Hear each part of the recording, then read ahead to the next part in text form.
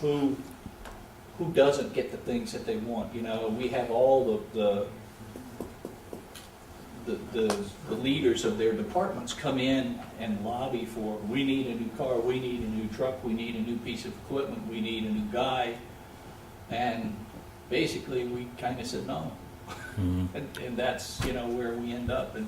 And I think that the way this has worked out is at this point probably as good and as clean as it could get right now at the 1.69. I think, you know, Ed, you worked like really hard on this thing, and people don't realize how much time goes into the assembly. I mean, you've got this many budget lines, you know, coming in and going out.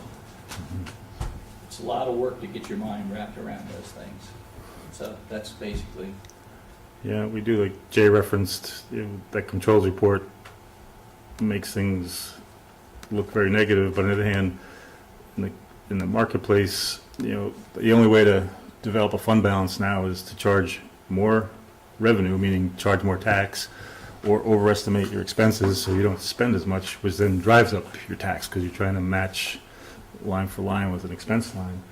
So we found this middle point, and we are looking at, you know, highway shared services. Like folks know, we do share the highway garage, so our village taxpayers currently pay certain money toward that town highway garage. So this board 2 years ago, whatever, decided, hey, if we're paying for it, we want to be in it, and so we're in it. And now we're looking at, is there something else next? But and we don't have a choice whether we pay for it. It's exactly from the town. We're charged regardless, so we may as well avail ourselves of that. And then, and one thing that's interesting, if folks in the audience can see it, this line I've just highlighted, the $1.157 million number here. That's the new levy dollar amount, and this number over here is a cross-reference number to get. That's $686,000 over here. That's what we get from non-tax sources, meaning non-property tax sources. It comes from sales tax, mortgage tax, CHIPS money, other revenue streams that are not taxpayer from your checkbook money. So it's really, what is it, about 30% non-property tax and 75% property tax. So it's a pretty good mix there. I think that's what I was getting at before. We're trying to move toward other revenue sources, and that's what we got. So anyway, any questions from the audience? Yes, sir. You have debt service debt. What's your debt service charge? If you go here, I'll go down to the expense side of the world. We have at the bottom of our numbers, you have to put on my glasses so I can see my screen. If you can see debt, see line A 9710.6 there that I highlighted. And underneath that, this number here is the village building, and this is a police vehicle, and this number here is the village building, and that's police vehicle. The top numbers are the principal, and the lower numbers are the interest costs for those things. So to answer your question, you add the bucks, 170,000 plus 63,000, so 233,000.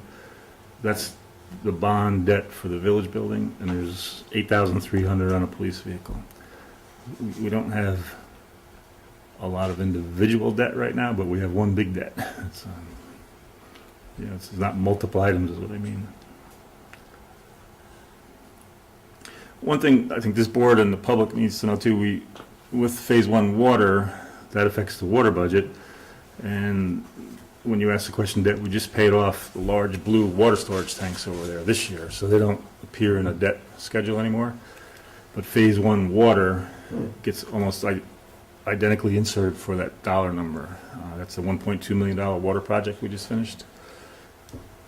And on top of that, let's see, that would be it as far as the debt items.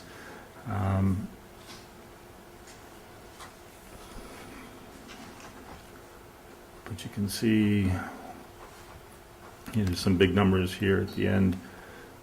Health insurance and certain things. We did look at the Affordable Care Act to see if there were any options for us, but there were no great savings there for us. we're considered a small employer.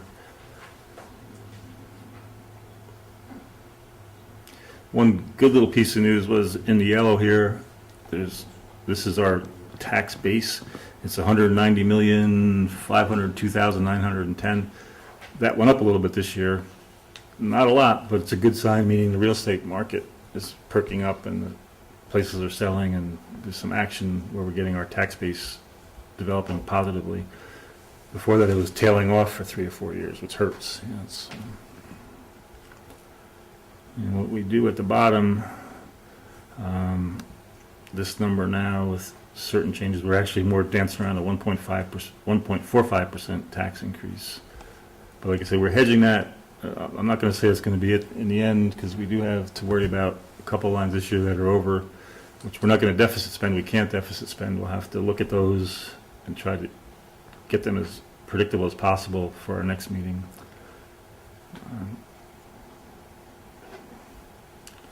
Other than that, yes, George. Under the snow removal, Mm-hmm. you had 10,200, and the column below that is material for no snow removal. You got contractor expenses, 12,000, equipment is 8,000, installation fuel. Is that for the standard plowing of the streets, or is that specific for the Could you give me the your village center? Could you give me your line number there, George? The first one was A5110.4. This is landfill, snow removal per service, and an increase to make up the 13-14 deficit. I'm sorry. Could you say the number one more time? I couldn't. Mm-hmm. 140 point, well, actually, that would be the one below it, 142.1. The snow removal personal service, that's our salary for our overtime and normal staff to remove snow. That includes what we contribute to the general business district. What you're looking at specifically for the snow removal for the general business district is line 5241.43 miscellaneous, Okay. down below. 9,000. Yeah, so that covers, we figure approximately 2 removals per year. So this year, as Ed had brought up, we did 3 because of the last one was a big snowstorm, so that put us over budget on that budget line. But that's one of those few budget lines which we really can't predict very accurately. Well, you can't predict it, but what you probably should be looking at is maybe putting a charge, an assessment against properties in that zone, like you're going to do with your septic system that you want to put in, your sewage system. A zone's going to pay a fee. Well, this is a zone that benefits them, not anybody else. We've looked into Even if it was that. just an amount that was not a big amount, Right. but it had a good year, that could sit there, and if it goes over, then you can pull from the village. But that would be a way to offset, ups and Right. downs you have. And we've considered a couple options on that already, one based on the assessment, one based on street frontage. And so we're still talking about that right now, as far as the actual implementation of it. We've actually done a map, and like Brent said, you look at maybe the, if you will, the benefit units in each building, each lot, or you look at the actual frontage that one needs to clear for that particular building. So, and we were trying to generate associated costs that would be applied to either, one of the formulas, and we're kind of playing with it right now to see which one's going to be the most fair, or actually, if you've got a building with one business in it, and then that's got a 50-foot wide frontage, and you've got another business that has a 50-foot wide frontage with a business and 4 apartments, then who's getting the most benefit, so we're going to try and make sure that we spread that out appropriately for that thing. So I think we've been holding back a little bit. The first time is when the sewer came forward, and so we didn't want to overtax the general business district, and then as time went on after the referendum, you saw a lot of vacancies within the village. So we're trying to build up, fill the storefronts and make the businesses a little bit healthier before, or if we impose any additional taxes on the business district. But we have thought about that for some time. It's just timing. Yeah, George, your point is well raised, and like the other two just said, we have thought about variations on a theme there, but just to repeat what Brent said too, there is, if you remember, it was really fragile out there for a number of years, and then now we're seeing strength on the street. And one thing with that, the Merchants Group is, does that eventually become what's a formal business improvement district where they do start to deal with street lighting and sidewalk maintenance, and even like, we're trying to buy the parking lot, how do you factor that in, it's, and what we did too is, just to supplement what the other two board members said, was when Main Street is a state highway, you've heard us say that before, that's a good thing and a bad thing. We don't have full direct control over those streets, and we're suffering, the state plows snow, and in a lot of parts on 199 in particular, there's nowhere to warehouse the snow, man, it's just there.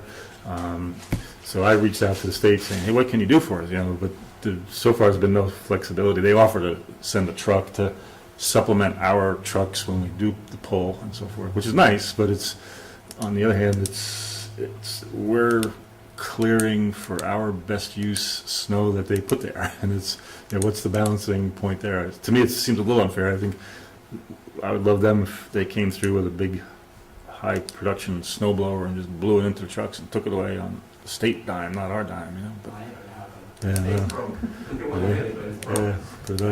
What if you expanded that district itself to be clear, as a way of, instead of like one block each way, go 2 blocks on the, because you have apartment houses and other businesses that go further up the block. This year, in the last 2 years, we've actually expanded the district, and it's because we've had a more efficient operation going on, so we were able to cover a larger area at the same or less expense, so we could do more and serve the community a little bit better, so we have expanded that. And whenever the district comes in, once we come up with a formula, either frontages or assessments, then we'll see what the actual costs are. But part of that also, what Ed said, is, looking for conditions that would maintain our existing parking lots, which businesses do benefit from, and also look for new parking areas within the village as a possible benefit to whatever, if this district ever came forward, so.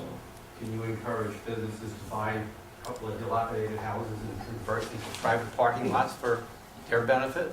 There's a lot of parking. If you looked at what we just implemented with the zoning regs, there's 3 illustrated sketch plans that show parking discreetly located behind the buildings, basically to build more of our store frontage up on the street where we need it, less parking, less interference with pedestrians, put the parking behind. So those things are already put into our zoning. Right, but there is no basic parking behind on the 4 corners, except for like There's quite a bit of parking, George. And so if you look, even connecting, we talked about this when this parking lot was being discussed, but behind Firehouse Plaza, that whole area behind the tobacco building, that's just one huge parking area that could easily be combined. There's parking behind the old Oddfellows building. There's parking behind the post office all the way through. I think there's also part of the subdivision of that property. There was a drive-through that went from where Hudsonia used to be, Jerry Griffith's office, all behind the post office, behind the gas station, onto St. John Street. So that's another potential parking area right there. But it's all privately owned. It is. But like Brent said, we put some incentive in the new code to For shared parking. assist to make something happen, but. So there's plenty of parking without demolishing, the fabric of the village. I'm talking about a couple that are really in bad shape. I'm not talking about a historical or nice looking building or nothing like that. There's a number of them that are probably going to fall down anyway in the conditions that we're in currently. But, Okay, well, all right. anything else on the budget? Any board comment? Seem like we've said our piece. We still have time to make revisions if necessary.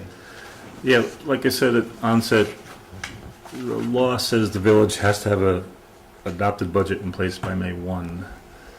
And I'm recommending that we not vote tonight just so we can develop the last final there's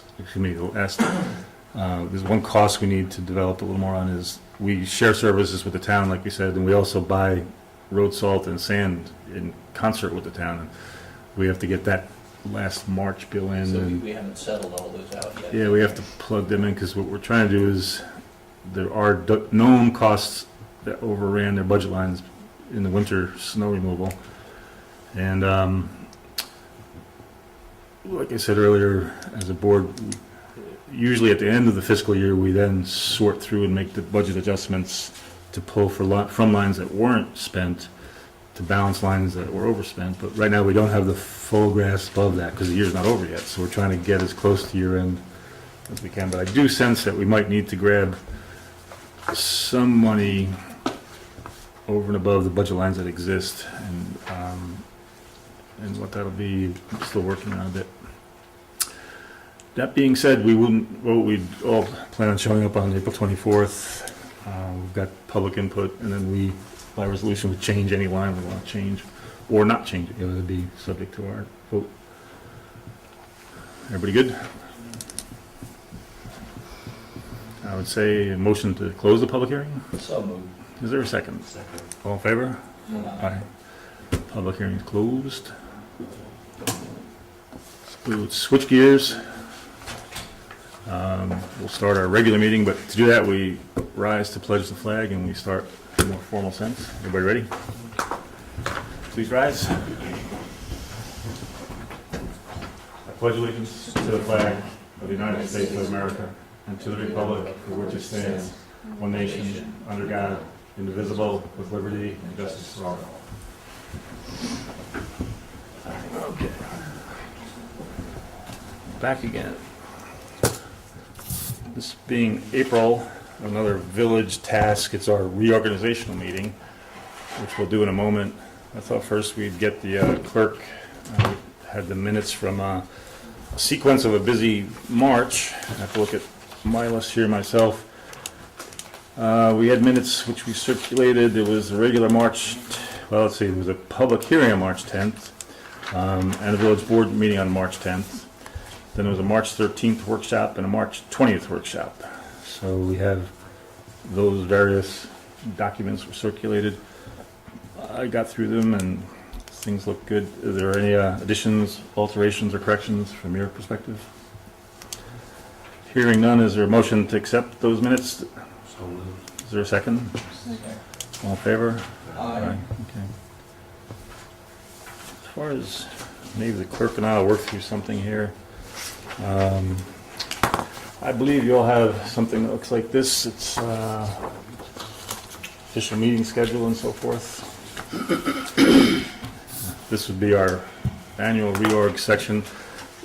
Essentially, this year the Village of Red Hook had no elections, so there are no new elected officials. I had a thought or two. This is stamped draft, and what Cindy does is when we're done with this, the way it works under municipal law, the mayor makes appointments subject to the approval of the board. And this being a collegial board, we tend to talk about things beforehand. We don't try to ram processes with people through. But one thought I had, I know sometimes kicking and screaming, I conceded to the 7 p.m. Village Board of Trustees meeting start.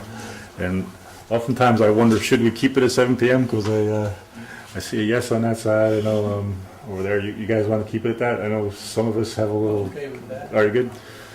I'm okay with it. I'll just, I don't know, come in a little earlier, I guess. It's so that was one thing. What we do is we're not swearing in any elected officials, but we do have to set certain things. One of them is our official meeting, and we did, as you all know, switch that to the second Monday of the month. And I still like that. Everybody still good with that? Village workshops, we have the third Thursday at 7 p.m. I think the workshops are invaluable and public is welcome. They're open meetings. Are we finding though that most of the time they're back to back, our Monday meeting and our Thursday meeting in the same month? No, Did I think anyone look through that and see what the... no, I think it's just a fluke this Just a month. fluke? Okay. Yeah. And it's just the way the first Monday hit this time. Not to do with us, but the court sets their own schedule, but just for the record, Village of Red Hook Justice Court is the first Wednesday at 6 p.m. here, and then the criminal court is the third Wednesday, 4 p.m. also here. The planning board meets the second Thursday of the month. 7 PM here. The Zoning Board of Appeals is set to meet the fourth Thursday, but they're an on-demand type entity. If there's no action in front of them, they don't meet. All meetings are held here in Village Hall, and all are open to the public. Other committees and advisory boards meet as announced. What we'll do, if there's some specialty committee, we'll announce it at a meeting or through our website, or it will be announced to the public. And one designation we have to make, and where our notices are published, is the daily that's probably most visible up here is the Kingston Daily Freeman. And then we have, that would be named our official paper. And then the Observer, I think it used to be the Red Hook Observer, but it's gone more generic now, the Observer. It's published every 2 weeks.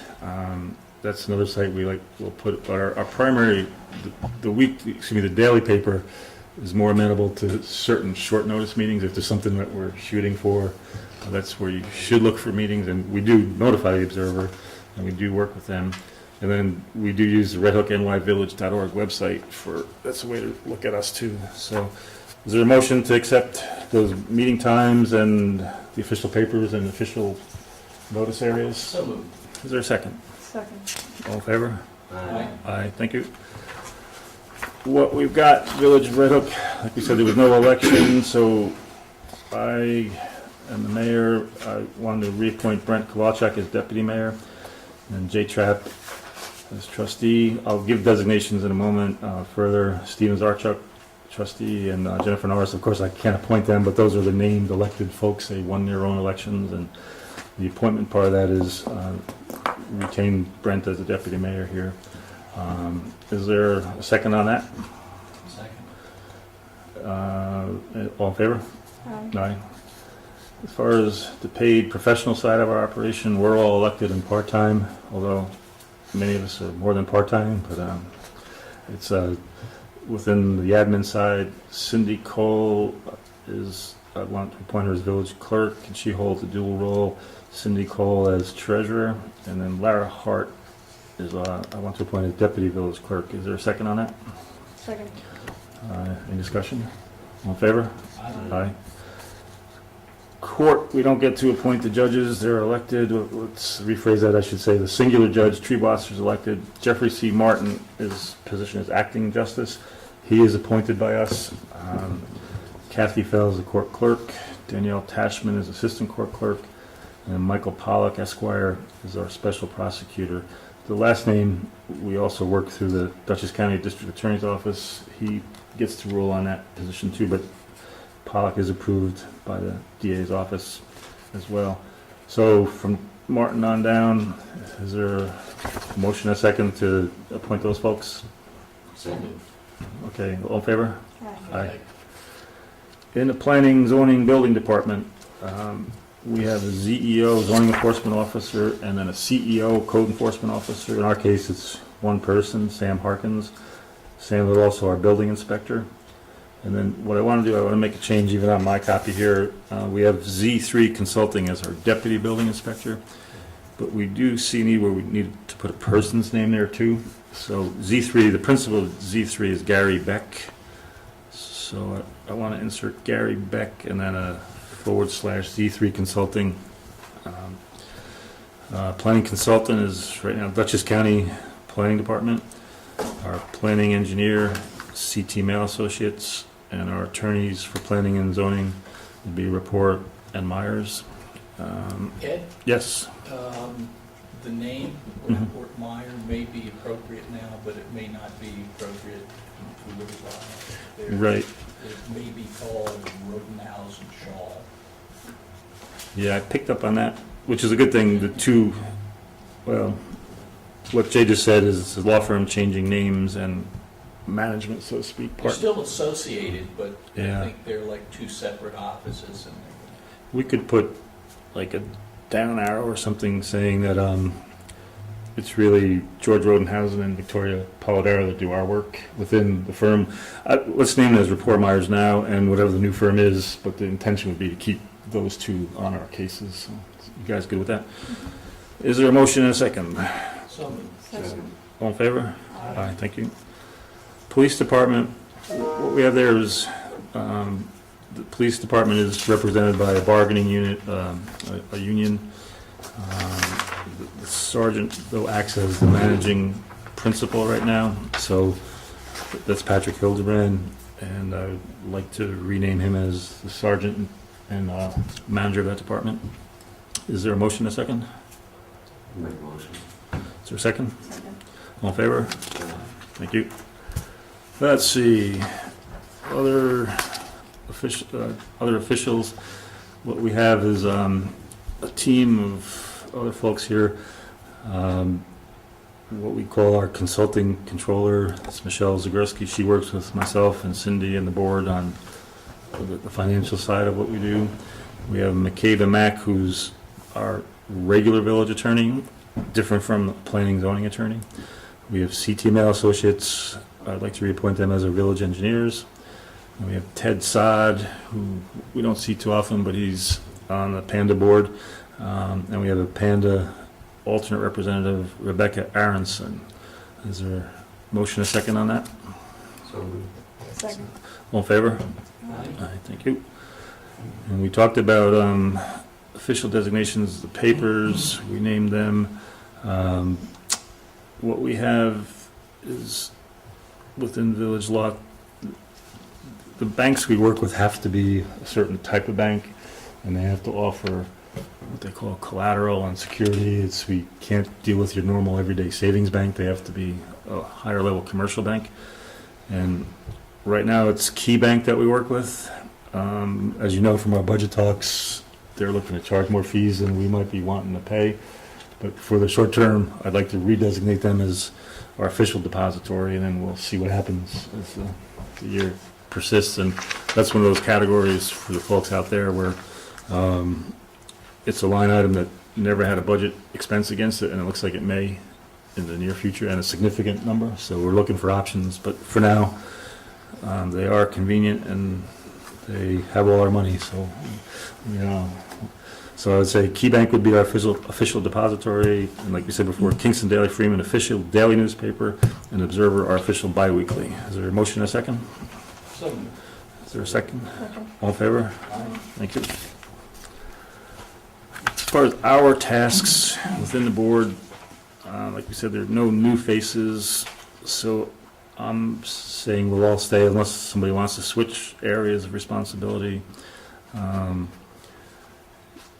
Everybody, just for the record, myself as mayor, I get to oversee the police and law enforcement areas, personnel, and I work with Red Hook Together, the village insurance, and by reason of the definition, all municipal departments. But then we subspecialize. Brent, we have him working with highway department, infrastructure, streets and sidewalks, architecture, historic resources, village green, and Red Hook Together. I would love it if Brent would stay with those again, and he said he would. I'm gonna add task force to that. Pardon me? Intermittent. Well, I think if I listed everything you do, I would need another page. And then Jay Trapp, his specialty for us is planning and zoning. He works with Veterans Affairs and Emergency Services, and I think that's working out well. Jay, you want to stay with that? I'm good. Okay. And Jen Norris has found her niche with parks, recreation, community programs, and then we redefined what we now call materials management and environment, senior affairs, and library relations. You good with staying with that? I am. I'm sure, I look forward to your next change of materials management. Oh, Because okay. every year you come up with something. Yeah, that we try to stay current, you know.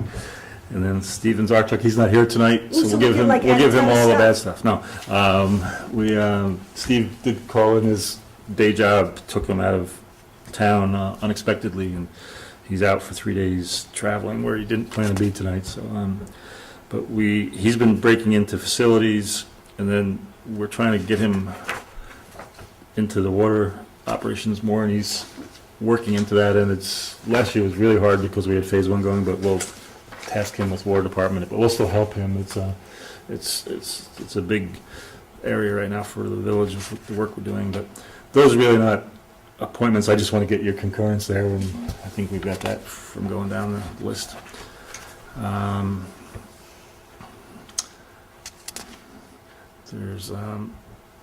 Let's see here. in my mind, we talked about the clerk and treasurer. We have the list in your packet of all our full-time and part-time police officers, but they've already been appointed. They're not subject to offices where they get necessarily reappointed, but they're all identified there for you. I think by motion, I would just say that the list there of the employees would be the duly authorized department, police department. Is there a motion, a second on that? So moved. Is there a second? Second. All in favor? Aye. We do have a crossing guard, Mary Kay Giannotta. We'd like to keep her. Then again, in highway department, there's 2 full-time folks and 2 part-time folks. Everybody knows who they are, and they're straight employees. They're not appointed positions. Cindy, by nature being the clerk, is also the registrar of vital statistics. The deputy registrar is Lara Hart. And my last page, in the water department, we're still working with, again, this is more contractual than an appointment, but we work with CT Mail Associates. And then election inspectors, these would probably fall into the appointments section. We have Mary Kelly, Arlene Harkins, and then custodians, those are the guys that work with the actual old lever machines. Ron Reinders and Roger McCauley. And again, we don't, they don't work but once every year. Justice we talked about, we did that already. Dog warden, we utilize the town of Red Hook's person, and in this case, it's Stephanie Fitzpatrick. I would ask for a motion that the village stay with that position, that we work with shared services concept. Is there a second? Second. All in favor? Aye. And just so you know, our clerks and everybody know how to reach her. Our number's not here, but there's other lists with phone numbers. Now our primary boards, these are appointments. Zoning Board of Appeals, we have George Beekman, Chair, Roger Husted, Co-Chair, is a terminology they like to use out there. And we have Paul Dunst, Caroline Ryder, and Charles Eric Cathell. I would ask for a motion to retain them in their positions with the Chair listed like he is, and is there a second on that? Second. All in favor? Aye. All right, thank you. Planning, we have, just going down the list here, I'll start with Mark Mirando. I want to designate him as acting chair. He's in an interim position there. And then we have Beth Pagano, David Pearson, Ray Toll, and Donald Hanson. Is there a motion and a second on that? So moved. Second. All in favor? Aye. Thank you. One of our committees, Village Green, this is more to name them and give them some auspices of protection when they're working on things with us. Brenda Cagle, Jeffrey Urban, and David Pearson, is that the current retinue? Is there a motion and a second? So moved. Second. All in favor? Aye. Thank you. Hard Scrabble, we have, this is Hard Scrabble Committee. Matt Donahue, Karen Sipperly, Sue McCann, Julie Silverstein, Doug Strawinski, Bobby Joe Forte, Rosemary Zangen, Kathy Treble, Kim Gomez, and then Jen and I work I with... actually have 2 names to add. Okay, good. to that. Let me just get my pen handy. Jen and I work with them, but this is the working committee. They work under us, so to speak, so who... Stephanie Papali, Papale, and Nicole Smaldone, Smaldone. Could you spell Papali again, please? P-A... Papale. Okay. All right. Jay, did you want to be formally on there? I know you are kind of ex officio, but, I I mean, we just, I'd like to be, in the loop, kind of? somehow or other Yeah. involved with the music and then with the security and, Yeah. I just want to be in the loop on Okay. all the contract writers and everything, Yeah. Because one reason I don't formally do it is Jen and I are there at the meetings, and if there's 3 of us there, it becomes more of an I issue. get that, So it's, but we do appreciate your help. Yep. So is there a motion and a second to keep those names on the Hard Scrabble Committee with those 2 additions? So moved. Is there a second? Second. All in favor? Aye. Thank you. Panda we talked about before. There's a category called Time Warner Representative. That's me. Actually, I got a bunch of fun reading today. It was the Comcast Time Warner merger paperwork came in. Ooh. We'll have to decide where we stand on that issue. And then appeals officer, that's me also. It's when if there's some disputes internally or whatever, they come to me. Let me just go through, those are the appointments. Talked about meeting dates, special meetings we call and notice as discussed. One thing the village law likes us to do is remind everybody that the village complies with New York State procurement policies, and then we have within our code procurement policies too. So just, it's municipal law section 104-B, where we have to, when we go out to bid and different things, when we do follow that, it's, you know, we're aware of what we have to do. But I just have to remind everybody that that's the way things work. And then as a collateral or a side story to that, our code also has an ethics policy, and to me it goes hand in hand with procurement and with other things. But essentially, we tend to know each other fairly well, but if you are voting or working on something where you have a conflict of interest, where you make some financial benefit or some sort of benefit, or somebody immediately close to you gets some sort of benefit, you have to tell us, and then we would decide if you should participate in the vote. And it comes up once in a while with some of us that have a business relationship out there with other entities. And it's always been clean and above board. We tend to know the situations that would arise, but if something comes up, it's the trustees' burden to advise the board that they have a conflict. And again, we would reference you to the, within our code, there's an ethics section, so you could read through that, and if you have a question, talk to me or to our lawyers. And that's what we do. If it was a technical, questionable thing, we would run it by some legal folks and see. Rules of procedure. I like the way we run our meetings. We cross formality with informality, which I think works. We don't get harshly into the Robert's Rules of Order. There's one thing in this section is mileage allowance. If you do travel for village work and you clear it with the mayor, you could be entitled to the, what I would say is we should make a motion to use the IRS mileage rate. The code book says you can pick a mileage rate, but I don't see why we'd use anything else but the IRS rate, which changes year to year with the price of gas, price of tires, price of oil. I think this right now is like 56.5 cents or something a mile. So what you have to do is write an odometer reading and give us a formal proof, but we would work with that. So the way this reads is the village should establish through a resolution that we'd pay a fixed rate for mileage. And I would say, I would entertain a motion that we just use the current, whatever year we're in, IRS mileage rate. Is there a second? Second. Any discussion? All in favor? Aye, thanks. Attendance at schools and conferences, similar thing. If, unfortunately with our lean and mean status, we don't have too much money to send ourselves to exotic places, even less exotic places. So, but there is something there. If you do see something, bring it to the board, and we would talk about. I went to Claremont the other day. Good man. And we did name the formal depository, so that's done. Clerk, anything else you can think of that we should deal with here? I think that's it. Okay.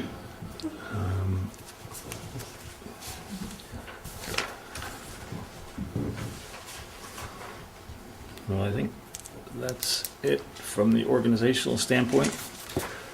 We'll move on to normal business. That doesn't usually happen every month, guys, so it's for the new faces out there. We have a guest, Susan Knaus from New York State DOT, and in our packets further down, there's an agenda item. I thought what we'd do, folks, is she's been patiently waiting out there. She offered to help us on something, but it's, let me find it. Yeah, I have it handwritten on my agenda, urban boundaries / DOT resolution. Let me just page down into mine here. I believe the clerk copied it to everybody about a week ago or so. Okay. I found it. It's dated January 2014. Does everybody have it there? It's to myself, Mayor Crana, and Ms. Crane, who's Sue Crane from the town. Update to small urban area boundaries, Town of Red Hook, Village of Red Hook, and Village of Tivoli, Dutchess County. I read through it, talked to some of our board members, talked to Susan, and if we have a question, we could ask Susan, that's why she's here. But as I read it, the 2010 census redefines populations and areas and densities and so forth. And then the feds and the state look at these and they're reconfiguring. In there, there's a couple pages back, the 2010 Red Hook Urban Adjusted Boundary. They take census blocks and they have drawn grids across the map there. In discussing it with DOT and with Susan in particular, essentially DOT wants and needs this to happen because then they go to the Federal Highway Department and Federal Highway Administration, and they make applications for grants and different things. So indirectly, we could end up like we did with the Federal Highway DOT funded sidewalk project on West Market Street. So my impression, this helps clean it up a little bit for them. Maybe Susan, if you want to say a few words, if you feel you want to say anything about it, or we good so far? Thank you. You're Yeah. doing a fabulous job. Okay. And I appreciate it. And then For Red Hook itself, the village is, as you can see on your map, it's all hashed in. So you're definitely considered an urban area.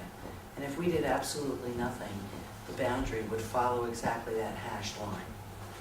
And it would wiggle its way all the way up to Tivoli and then back down. So what we do is smooth it so that roads and sections of roads are all of the same functional class.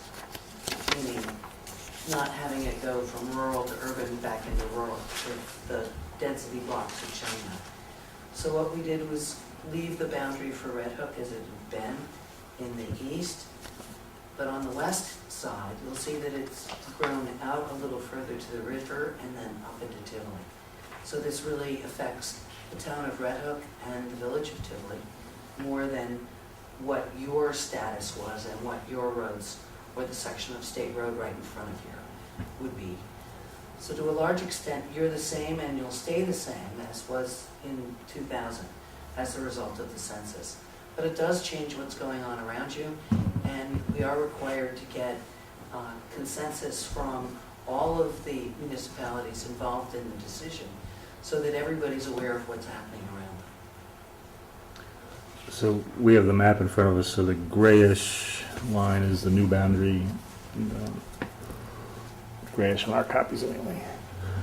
But when I was talking with Susan, what made sense to me, if we can help ourselves or our sister municipalities get more access to grants that help with transportation. We're more oriented to walking and bicycling, and that would be where we want the DOT to go get grants. You know, there's talk now of connecting Bard to Red Hook and to Tivoli through trails and different things. So things, we want to open up the access role, or accessibility for grants to the sister munis too. So I think it makes sense. And maybe we could have Susan lobby for us at DOT to help us clear our snow. I don't know what your job is, but we could. I'm the GIS coordinator. Oh, so you just do maps? The reason why I was involved in this project because it involved mapping and change boundaries.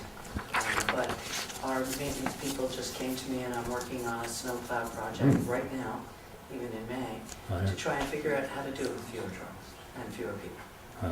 So they're unfortunately, all of our budgets, personnel and equipment are extremely tight. We're doing the same thing, it sounds like the villages, so it's been interesting to hear at this level that there's no margin anywhere. Yeah. Nobody's fat. So as part of the packet, As far as grants, though, it just, Federal Highway Administration grants and/or DOT grants?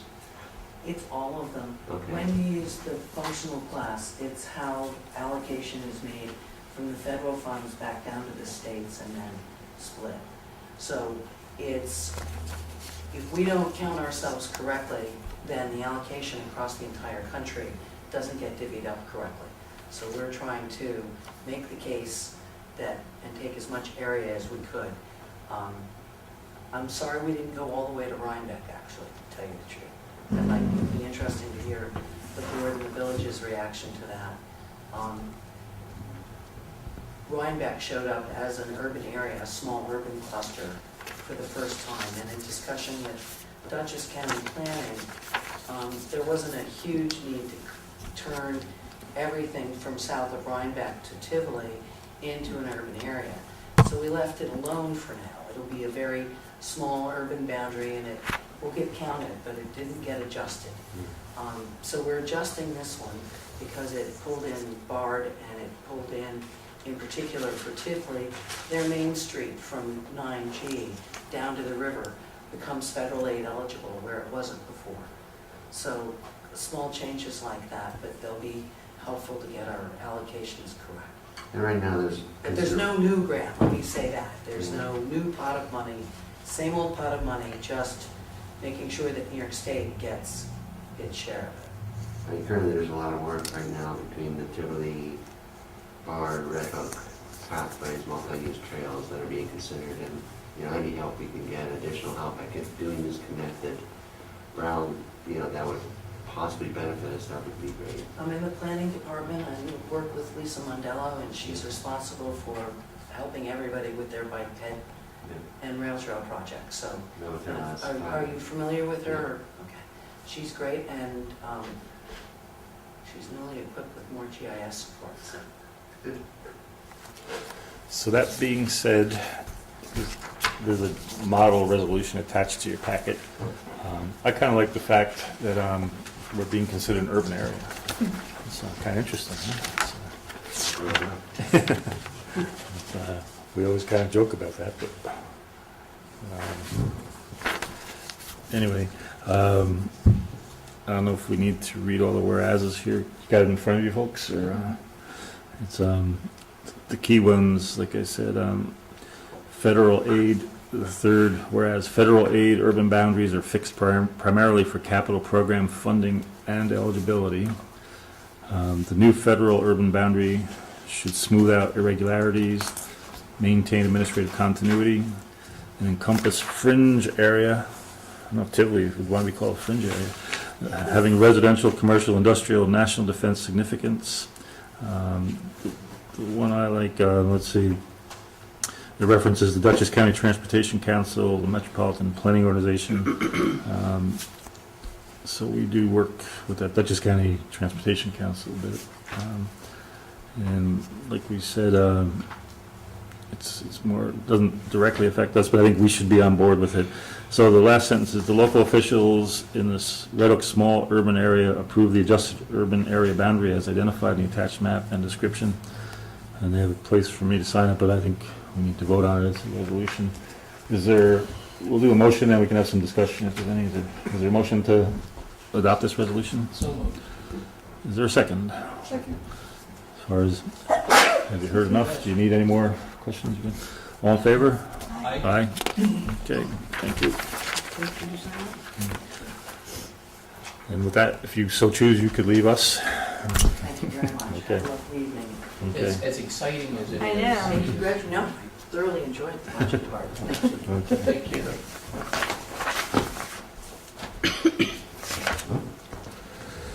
Let's see. Why don't we go to our department/committee Did we report? do all the minutes? We did. We did? Mm-hmm. Treasurer's report, we did all that? No, no, no. I'm going up to the department/committee reports. Clerk Cole/treasurer report.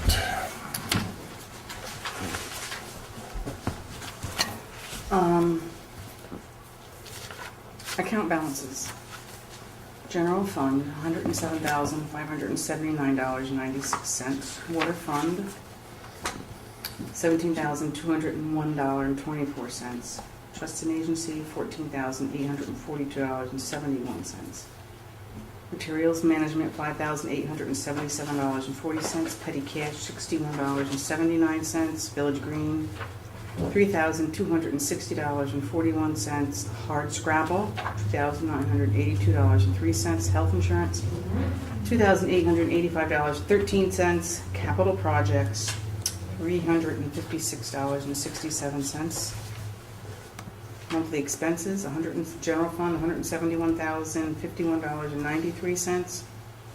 Water, $47,909.12. Trust and agency, $14,842.71. And materials management, $7,413.33. And those fund balances, this month, I just let you know, there are 3 payrolls. Left to go. No, there's 3 payrolls this month. Oh, in the month. Normally only 2.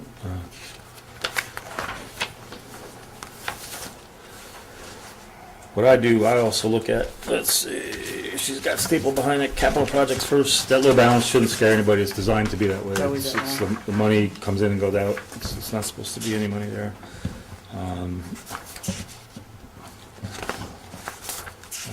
Let's see. One thing we have to look at, the next couple pages is the water budget. We got blasted with, I don't know if it was, I don't think it's the cold, but we had more than our share of water leaks this year, and the last 5 or 6 weeks seemed like we had one a week, pretty big ticket items. I do have the water budget projections for that study we ordered. We're going to start looking at that and see. In my mind, 2 factors hit the water department this year. One was we had some phase 1 costs. Let me rephrase that. Costs related to phase 1 that were not directly within the scope of work for phase 1. That meant like old, funky curb valves that wouldn't turn off for somebody that needed some work in their house to get a new meter, which involved us digging a street. Phase 1 scope included new meters and labor and so forth, but we had to dig streets. But we are looking at, we're going to have Cindy and Michelle work on something where there might be some force account labor and some costs we can charge back into the contingency money. We're going to have to be working on that in the next 2 weeks or so. That's good, kind of a high priority project, which will help us move some of that cash flow of water over to the phase 1 water money. That'll help. So we'll have to work on that. When I look at general fund, what I looked at, we're April 14th, so there's really about 6 weeks left in the fiscal year. Looks like the revenue's at 94.5% of budget. Got another 97,000 due to come in yet. And expenses.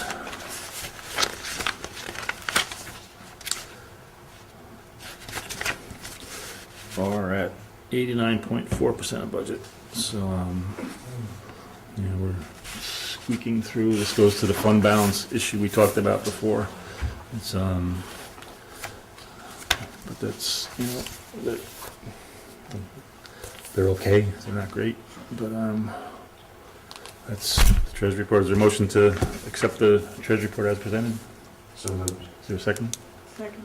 All in favor? Thank you. Myself, police report. Let me find that.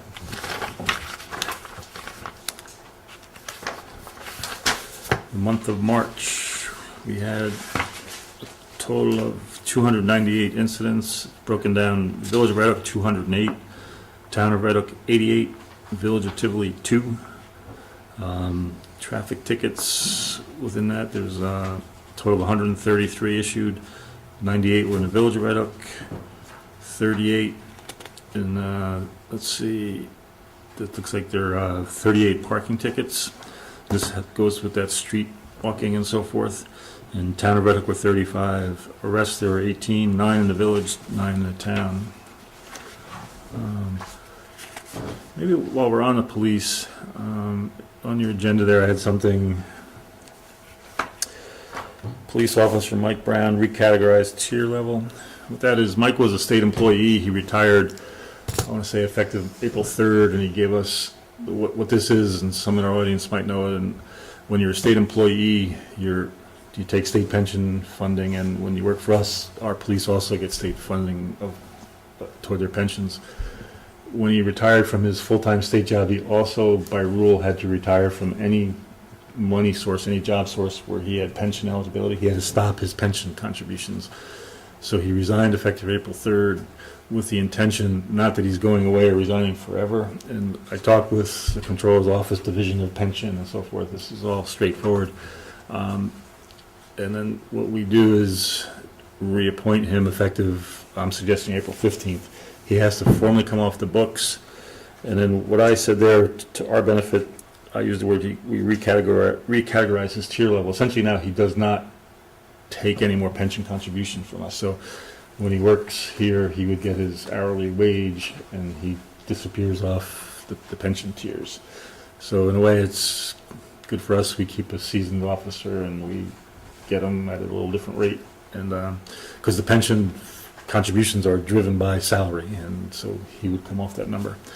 And he's been here a while. I don't know his particular hourly rate, but he's been here a long time. And so anyway, that being the case, while we're on police, I thought I'd jump that. Is there, I guess I would word it as we did accept his resignation, but we would like to, he's not a new person, he's the same person, we know who he is. We would just reappoint effective tomorrow, April 15th, I guess midnight tonight when it becomes April 15th.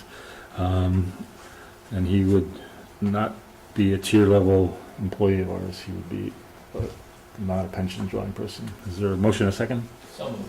Is there a second? Everybody got that? Pretty good? All in favor? Aye. Thank you. Let's see, what else do I have to talk about? Just for Steve not being here, we can go to water. I'll be Steve. The plant pumped 7.121 million gallons of water, average daily 230,000 gallons. And let's see, 2 samples were sent to Smith Lab in Hyde Park. That's the bacterial samples. Came back negative for coliform, which is a good thing.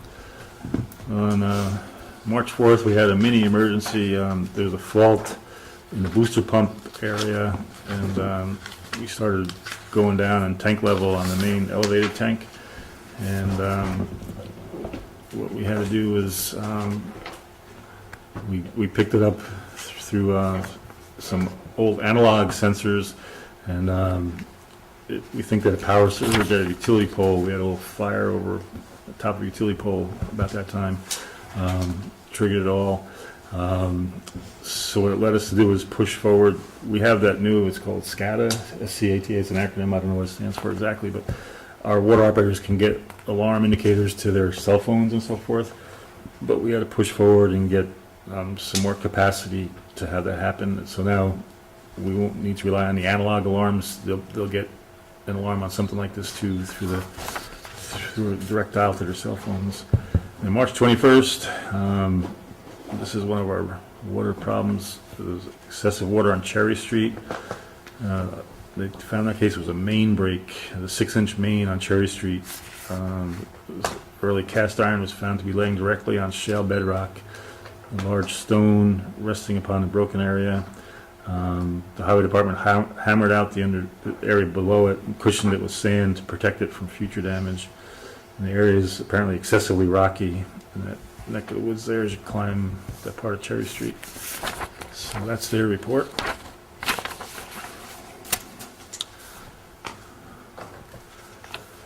Let's see, Mr. Trustee Trapp, you want to go? Yes, sir.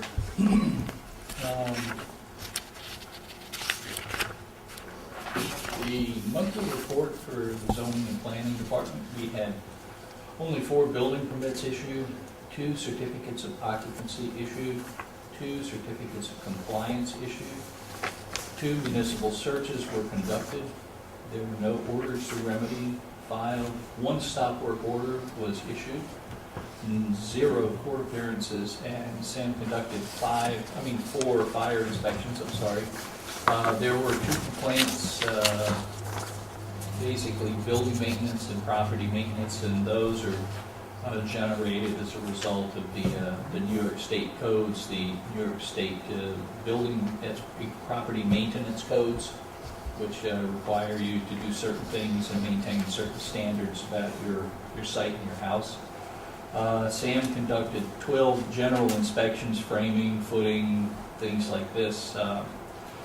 And the planning board, March 13th, granted a sign application and a resolution approved for site plan application for 7452 South Broadway. Classify the action and refer to Dutchess County Planning and Development and Board of Health for review. The zoning board had no business during the month. And just coming out of this kind of long, grueling winter, we've took in $950 for March 2014 in the planning department. And I don't think any of that is water. Sometimes it's artificially inflated by a water connection, a couple of grand there, but this is just building permits, CBOs, applications, site plan applications, and things like that for the planning board. There are a couple of things that are, I won't go into a great deal of detail on it, but had a couple of issues within the village about certain uses of buildings and conditions of buildings, and it's kind of a touchy subject, the way that you try and address these things, because you can't just go into somebody's building or onto somebody's property without the proper authority or being invited. And in general, if you're invited onto a property, you ask if you can take any pictures to corroborate your report that you're going to generate, and you may certainly take pictures until they tell you to stop, and then you stop. So there are conditions. I mean, you know, the best is to be invited. The worst is to have to get some sort of, you know, search warrant to enter the property to conduct an inspection, and you generally involve, you know, the local police and things like this. So it would be better if you didn't do that. We had sort of a mix of those sort of things, and we're in the midst of the resolution on those. It's very slow and very touchy. So, and sort of associated with that, Lara in our planning office does a wonderful job with the records and has helped Ed and I when we do some research in terms of finding some of the items that we're looking for. There we go. Boy, there's a slip. But we're actually, you know, we would like to have a little more clarity in some of the records, and we're working toward that. Ed and I are planning a meeting with Sam and maybe some of the planning board members to try and promote some clarity. We, sometime back, Victoria Polidora from Rapport Meyer or Rodenhausen Shaw or whoever it may ultimately be, spent some time with our planning board in an effort to give them sort of supplementary training on how to approach planning and site plan applications, in addition to the classes that some of the members end up taking in Millbrook that are offered by the Planning Federation. And I spent some time with them too. It wasn't as formal in terms of reviewing a site plan, but I spent probably an hour discussing with them their options and the things that they can and can't do when you're preparing to review a site plan application. But we still have some work to do, I think, in that respect, and there have been a couple of hiccups, and it's, you know, it's a little disconcerting, but I don't think it's anything that we can't resolve here. We have some very, very bright people on the board, and I think we just need to give them, you know, another sense of maybe orders of operation and some ideas about how to use the zoning book to then review the site plan in, you know, in a certain order like that.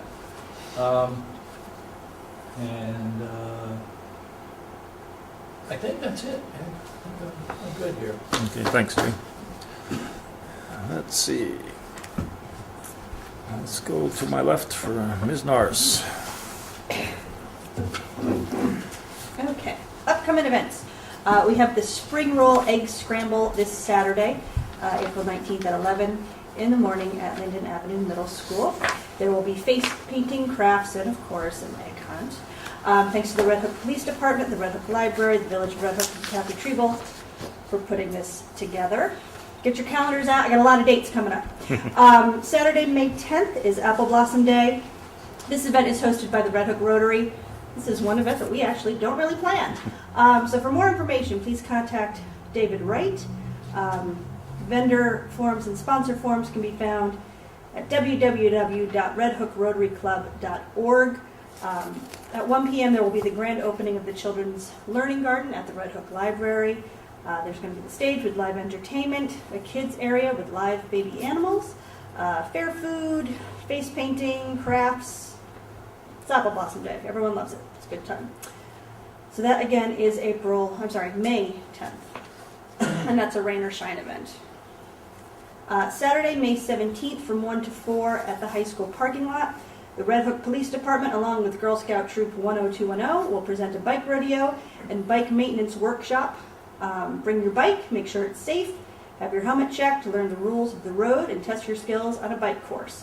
This is a journey project for the 5th grade Girl Scouts, and this is also a precursor to the annual Tour de Red Hook bike tour, which is the following day, Sunday, May 18th, from 1 to 3. So you can go, make sure that your bike's all tuned up, get your tires ready, make sure that you can do it, and then the next day go to the Tour of Red Hook. Registration's at the Red Hook Rec Park at 12:30. The bike tour, which is very family friendly, will go through Bard College from the Rec Park, and once you've completed it, you get free ice cream. So it's a win all around. And then looking further, we've got the 3rd annual community concert and potluck, Saturday, August 2nd, from 5 to 8 in Abrams Park, with music by Grass-Fed Bluegrass. That's actually one of my favorite events all year. It's very sweet. And then Hard Scrabble Day, Saturday, September 20th. Vendor applications will be available on hardscrabbleday.org in May, or you can email me at info@hardscrabbleday.org for more information. Now I'm going to take it down a notch for materials management. For the month of March, we sold $3,510 in tags and paid out $1,313.74. We had 11.81 tons of garbage and 6.86 tons of single-stream recycling. Reminder, we have our buy 10, get one free spring cleaning sale going on. When you buy 10 blue or red tags here in the Village Hall, you get one free. That will be for the months of April and May.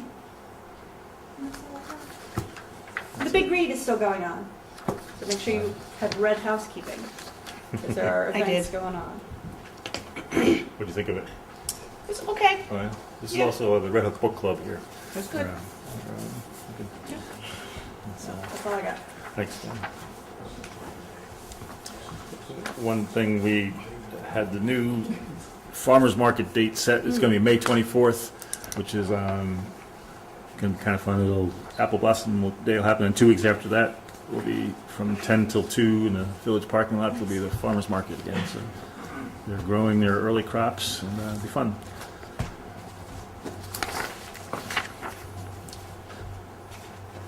I like the bike rodeo. So, just looking at Girl Scout Troop 10210, wasn't that the Beverly Hills zip code? I know. Well, that's actually my Girl Scout troop. So every time we say that, we go like they did in the.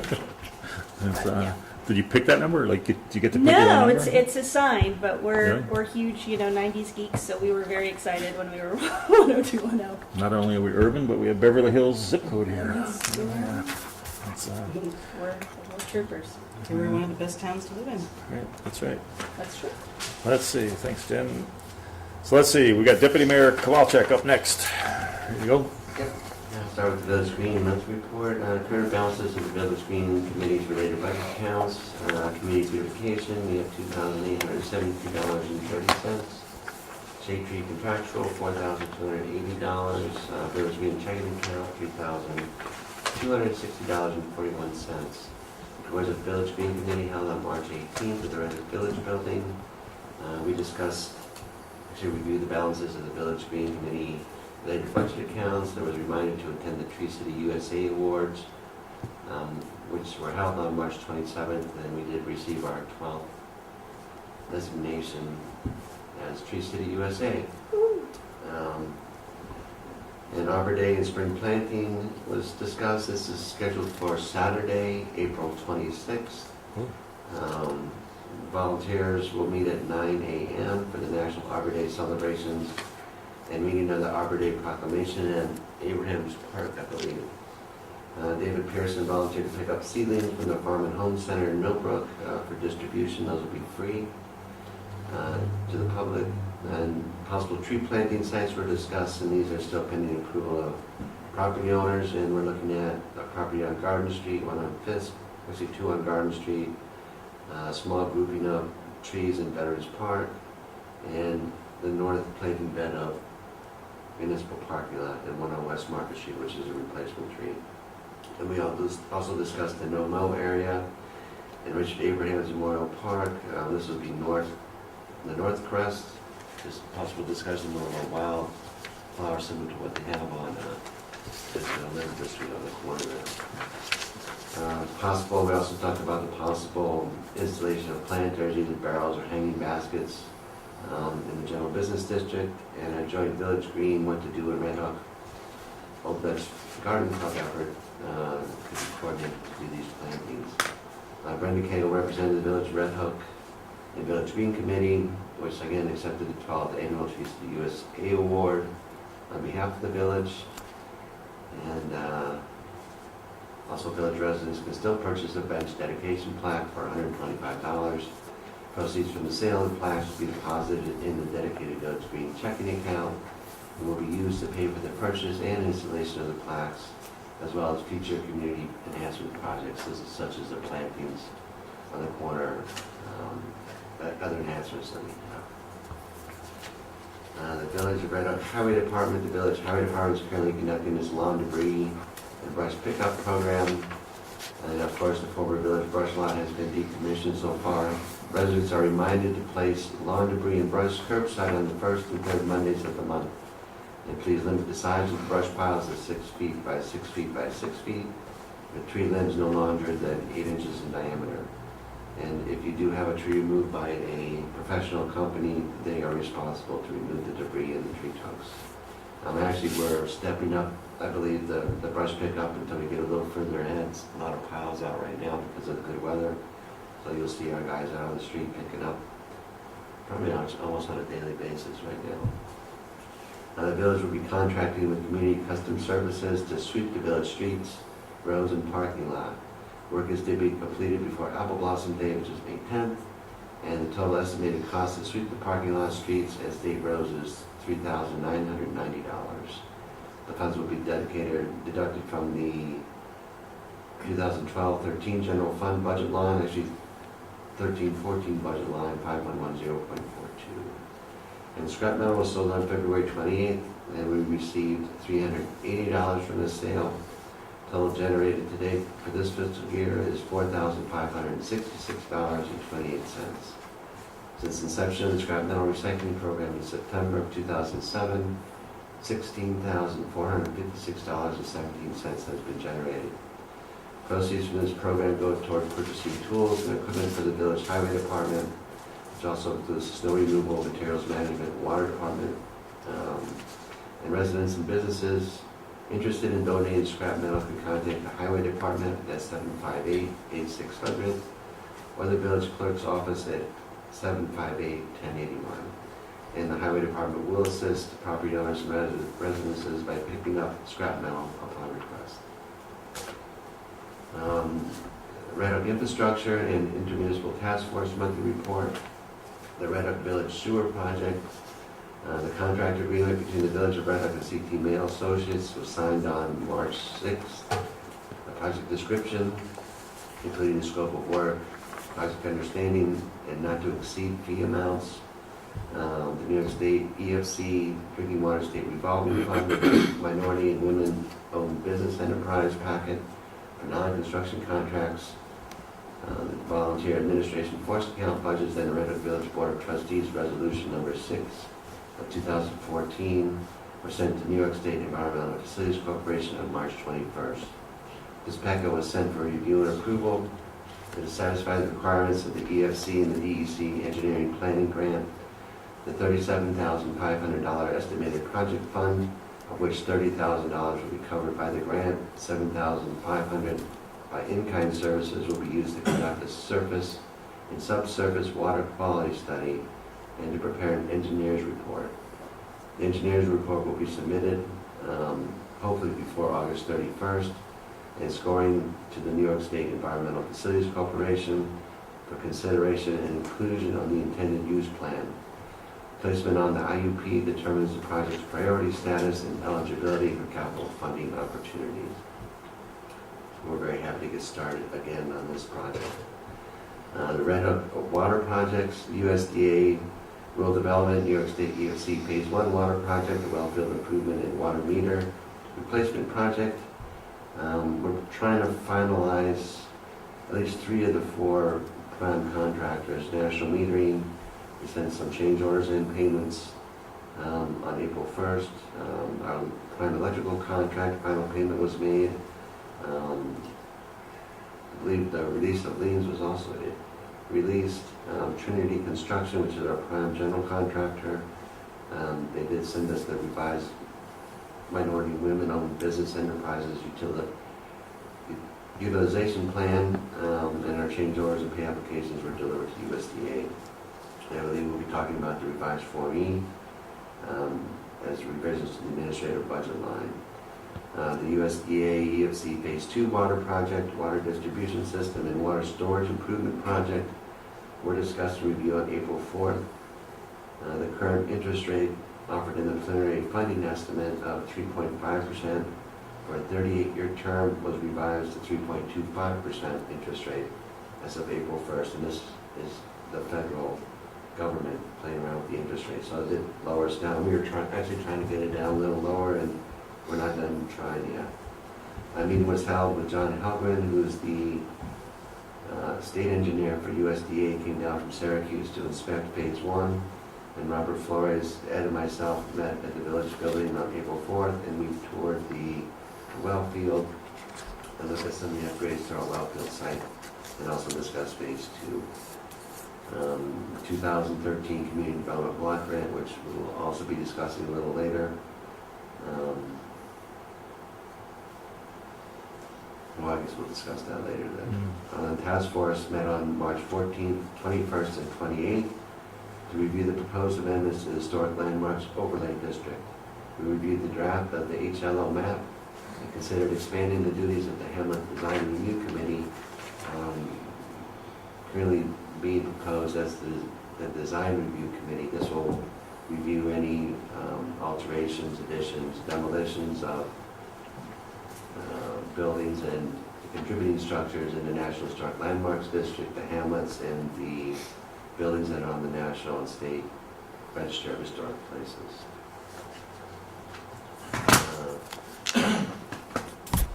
The Red Hook Town Economic Development Committee, both Ed and I sit on there as liaisons, we're not actually members. There was no official meeting held on March 12th due to a lack of quorum.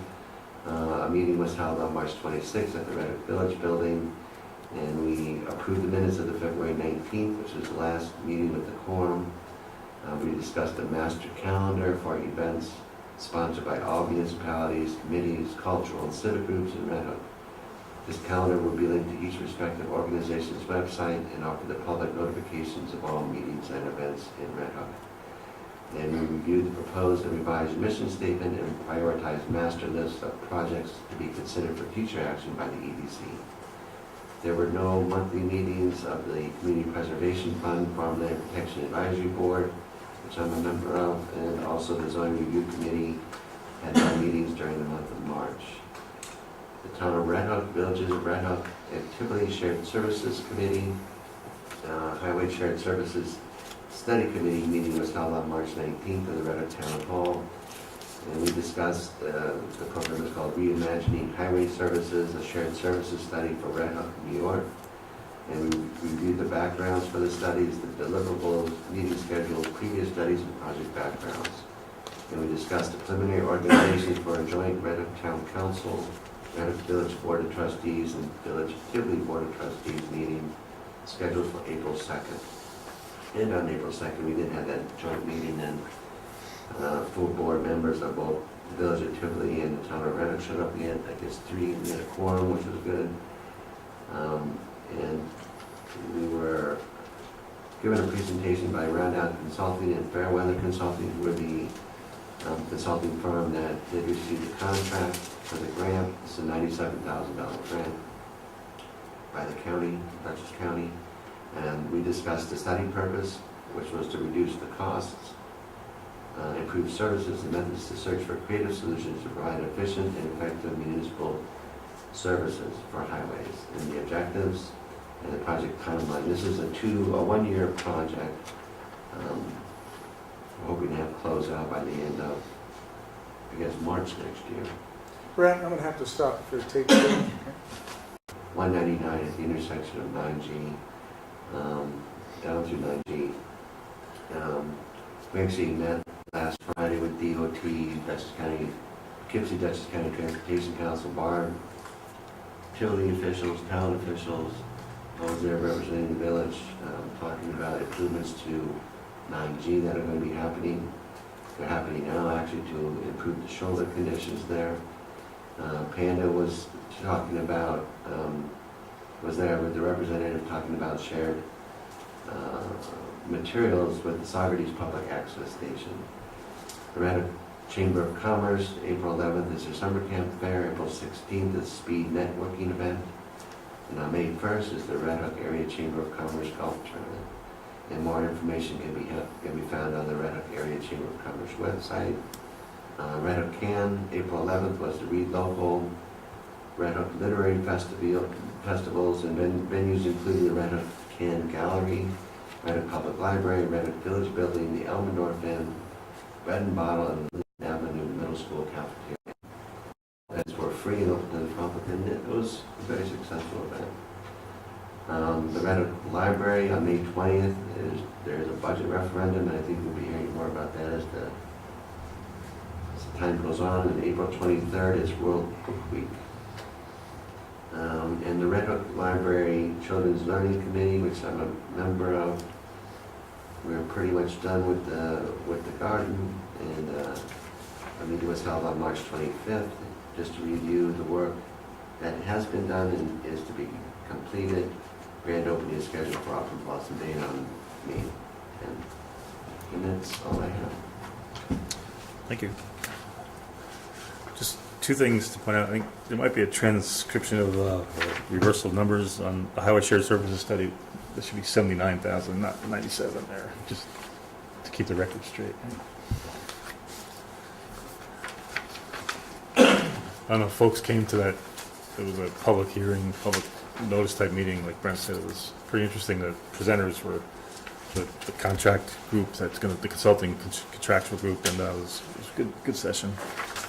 And then one thing, as he was going through his bullet points, I think it's worth, if people watching Panda or people in the audience, what Brent referenced there on page 1 was the master calendar being promoted by the Economic Development Committee. It's a pretty high-tech digital calendar. It's something we've been struggling for years to figure out. How do you coordinate events and entities and not conflict? We're pretty much convinced you can't not conflict, but at least the people know best what's going on. It's really good. We think it would help. It's supposed to be, it's not really an advertising forum, it's more so people can see all the events going on in the area and then decide where they want to go, whether it be street festivals here or church festivals or whatever. It's pretty good. So I think if anybody's watching and you're in any sort of a nonprofit entity, you should keep your eyes and ears open for that master calendar. The town of Red Hook agreed to host it on their website. It's not live yet, but it's a work in progress. It's good. Let's see, why don't we move into some nitty-gritty stuff here. Brent, as you were talking, we've been going back and forth. In your report, you talked about scrap tools and so forth. We just need to confirm, I had some notes that look like we did a motion to do the budget adjustments. Just what that's about is I just want for the board to be on a record. We gather that scrap tool money in a bulk sense, and then we reallocate it to different budget lines. And Brent and I were casting back and forth the other day. Did we actually formally do it as far as a motion? Whenever we make a budget adjustment, we have to do a formal talk about it. And I'm just flipping through, bear with me a second here, here it is. What we're trying to do is take the gross scrap tools money and move it, allocate it over to lines 5110.44 and 5110.47. And it's, I can give Cindy this, but we're not increasing or changing any revenue. It's just the known revenue that came in, because we can't predict how much scrap tool is going to come in. So we're going to move that money into these things. So in the belief that we may not have formally done that, I would entertain a motion to divvy up the money into those accounts as I'll indicate there. It's those two numbers I got. Did you get them, Cindy? 2.44 and 0.47. You good with that? 4. 4.4 and 4.7, yeah. And it's okay. Mm-hmm. Is there a motion and a second on that? All in favor? Aye. All right, thanks. And let's see, some more budget motion work. As we discussed earlier in the budget phase, item 1 on the regular business agenda there. We do have some existing reserve funds in the Village of Red Hook. What they are, they're specifically named certificates of deposit that when they're created, they can only be used for the task they're created for. 2 of them are, let's see, in, I don't know if you have it in front of you there, but in Highway Reserve, we have some money, and in Snow Reserve, we have some money. What we had was, like we touched on it earlier, we had a $6,000 repair bill to the truck engine on the large leaf/garbage truck. Totally outside of the normal budget plan. We do budget for general repairs, but this was a big number. So what we're going to do is offset that a little bit. And then with the snow plowing and material costs, we don't have enough in these reserves to cover it, and we don't want to deplete the reserves, but we're taking some out of there to offset what we want to do. But the one is an M&T Bank CD account. I give the number there in the agenda, the big long 10 or 12 digit account number there. It's the Snow Reserve.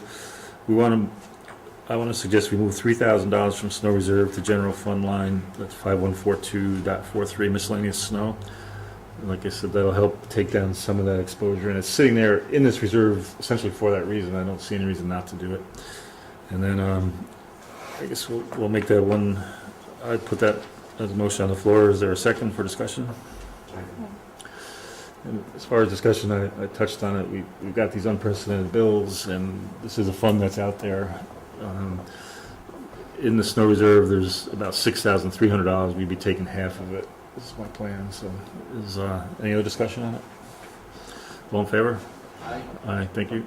And then the second part, M&T Bank, again, another 12-digit account, Highway Reserve, that has about $4,000 in it. I'd like to take $2,000 to help pay for that vehicle repair in budget line 5110.41.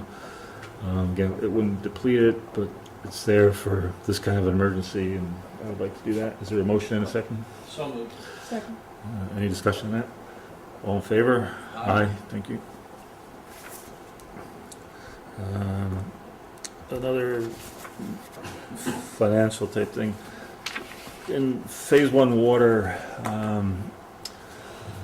the project is strictly governed by USDA Rural Development, and we probably monthly submit what's called a Form E, where it lists the approved budgets and modified budgets. And in the project, we had part of the deal is we had to hire an accounting firm to audit the village's books. Whenever you spend more than $500,000 of the federal government's money, you have to audit. And we had budgeted $10,000, and the bids, we went out to bid on it, and we selected a bidding firm, Pass and Koski, at $12,500.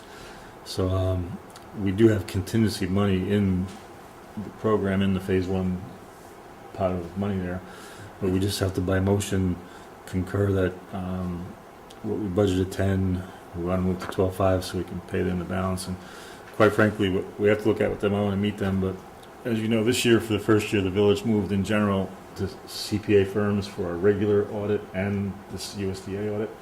And there was a lot of time spent by both firms, more to convert from non-CPA audits. The CPAs do a much stricter, harsher test of finances, and this firm and the other firm actually spent way more time than they even projected. So I have to sit and talk with them on that, but the 12.5 is what we did agree on. So I'd like to, by motion, move that budget line up to 12.5. But again, it's not hitting our general fund, our operational money. It's over in the project money, and then we would take it and do our transfer, to get it paid through that. We've paid them $8,000 so far, and we owe them the balance.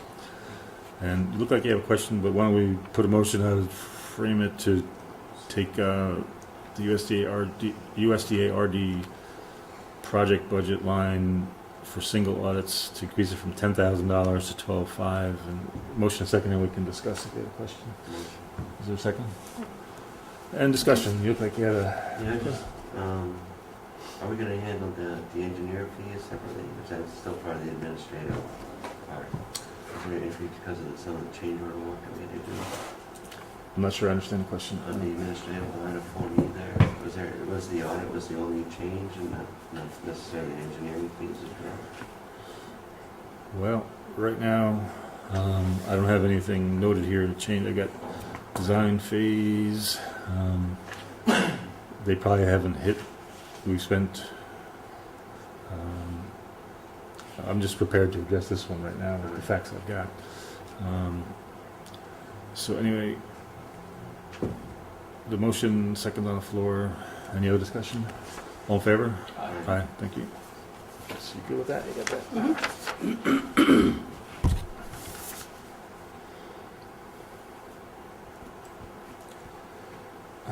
Let's see. Let's jump to number 6. It's a two-part thing I had there, note to ourselves, review surplus sale revenue. That's the task we just took care of with the scrap tool revenue. But Dan did, at one of our meetings recently, point out we have some more scrap, quote, surplus items to sell of our own. When we bought that town pickup truck, we took the pickup bed off it, which is in really good shape apparently. And we put a utility bed on, so that bed sits there. We have old miscellaneous, never to be used water main parts, like older couplers and different things that we'll never use. And then the Village Green had donated to them a tow behind, like a storage trailer, utility storage trailer. Like you see rock and roll bands pull and different things. It's in really good shape, and we'd like to move it to surplus. The Village Green doesn't use the trailer. The highway department has no use for it, and this other equipment we have no use for. And I called the county. We can use their auction facility again, which was a good deal for us. Worked out in our favor. So I'd like to declare that tow behind trailer as surplus, and declare the pickup bed as surplus, and then what the highway/water department folks deem to be parts that we'll never use, but we think we can get more than scrap value for them. So we'd like to put them into surplus and have the auction company come up and take pictures and put them online. Is there a motion, a second on that? So moved. Second? Second. Any discussion?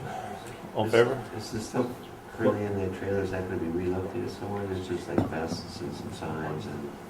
I'm sorry, what? The stuff that's currently in that trailer, there's a few odds and ends in there. Is there a place where you can store that? What's in here?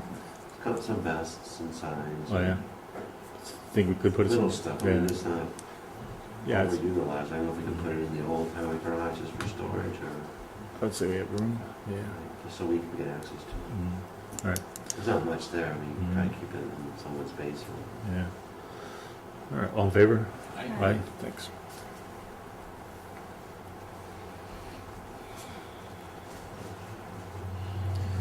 Okay, and then Brent talked about in his report, item number 7 there, we have CDBG, discuss reconfiguration status. What this means is, we've had our engineer at different meetings here, and the iron manganese content in those wells, 5 and 6 on East 199 is just too high a number, and it's driving the package plant cost to a level that exceeds the block grant allowance.